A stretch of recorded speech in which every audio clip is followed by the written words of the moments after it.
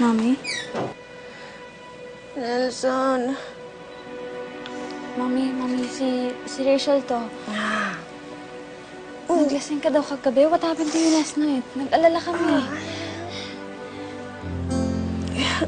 Daddy mo.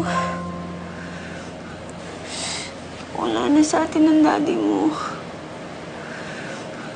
Yun po ba yung sinabi sa investigation? Patay na siya? Hindi. Buhay siya, anak. Ano? Buhay ang daddy mo. Talaga po? Pero inagaw na siya sa atin ni Laura.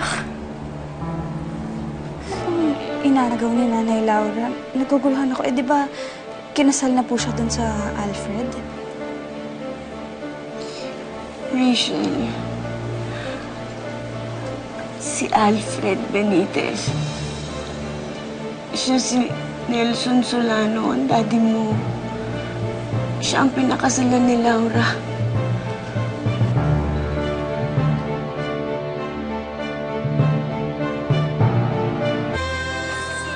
Wait lang, Mommy.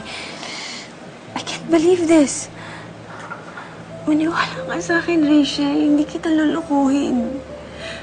Totoo ang sinasabi ko. Si Nelson, ang daddy mo, siya ang lalaking pinakasalan ni Laura. Sa itsura, sa kilos, sa lahat-lahat ng bagay, siya ang daddy mo. Hindi ako maaaring magkamali. Mommy, paano ka naman nakasiguro? Maraming tao sa mundo na magkakamukha. Si Daddy, tsaka si Alfred. Pwedeng isa sila sa mga yun. Hindi ako pwedeng magkamali. Hindi pwedeng magkamali ito. Ramdam na ramdam ko siya, ang daddy mo. Babawiin ko siya, Rachel. Bubuuin ko ang pamilya natin kahit anong mangyari. Pangako yan.